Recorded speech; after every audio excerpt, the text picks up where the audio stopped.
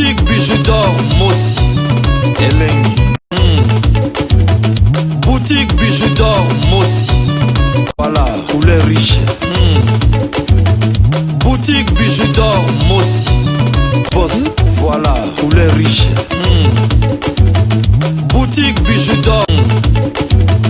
Boutique bijoux d'or Mossi Elengi. En tout cas, bako sabinote. Soit information ya bien na lokole yemtale kakao. Mais Wolanda te muto auto te kama tembela zoleka o na yoki ya ni mosi. Et puis boso bakiselanga bambula. Voilà. Gaza ya lelo te. Voilà. Gana ça. Voilà. Na ça vraiment merci na bana Congo. Bana Congo nyonso pona ba prière. Ba prière bosonginga tina komi boye. Naza na soins intensifs. Si na bimi, donc naza na hospitalisation normale, nazo landa ba soins. Donc danger moko ezate o na butu na yoka mukusa one eloko te. Je suis là. Kuluta sawana. Yandi mos na bino buluga yeyo. Jani Fai Mobutu. Jani Fai. Yandi boss yeyo. Oleli. Jani Fai. Domaze yeyo. Domaze. Nanga Kimbantege René Molimbia Oni. Papa Lobe. Yeyo. Jamolai. Edith.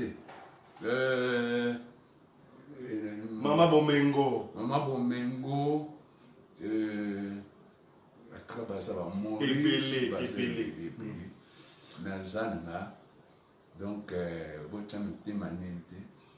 Danger c'est l'ouaki. Au moins, on a eu place il y a soins intensifs. Awa donc, ils ont un calme na fin nanga. Parfois par jour, moi tonga moko zéro.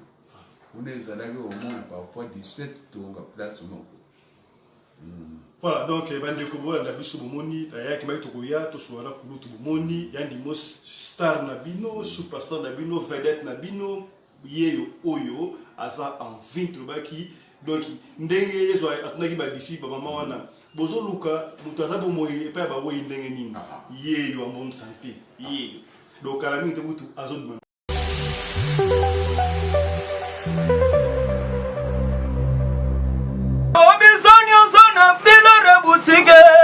Tokotana bisoto lata voyant simba mbogartala hey ezali na ndenge na yo mwani balobi tokotana lelo bisonyo zona bilare butike tokotana bisoto lata voyant simba mbogartala ayezali na ndenge na yo mwani eye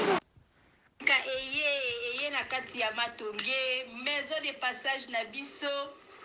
Maison de passage na biso ya goyo, maison de passage na biso ezana ba climatiseur, ezali climatisé. Maison de passage na biso ezana matonge na Irebu A37. Maison de passage na biso tozana ba appartement où ezali ya 2 chambres, salon, cuisine. Tous les 2 chambres wana ezana ba toilette na kati. Maison de passage na biso tozali na appartement oyo ezali kaka salon, salle de bain, chambre na cuisine. Tozali lisusu na appartement na biso oyo ezali appartement ya pamba lokola chambre na toilette na oyo salle de bain na ona kati. Chambre oyo ezali ya pamba oyo ezaka na salle de bain okoyamba bapaya na yo na kati. Chambre oyo ezali chambre, salon, cuisine. Salon ezali ya munene comme kokoyamba bapaya na yo na kati, comme koki koyamba bapaya na yo libanda. Mai na biso ebimaka kitoko. Courant na biso toza na balune ebele. Toza na groupe na biso soki courant ekeyi totie essence na kati ya groupe. Ndako na biso ezali sécurité, ezala sécurité ya makasi. Maison de passage na biso na matonge toza kobengisa bino. Mwana nyonso tu ya poto benga numéro oyo ozomona réserver place na yo mpona ozwa place na yo ya kolala.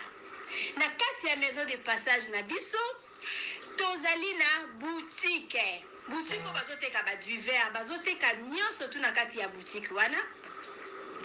Tozali lisusu na nini voiture oyo totie na disposition na bino bato bozoya na katikati ya maison de passage na biso oyo tobengi yango Bidor.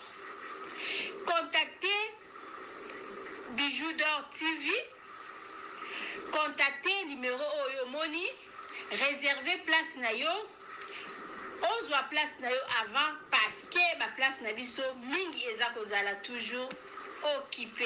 Benga avant zwa place na yo, okozala jamais déçu. Merci.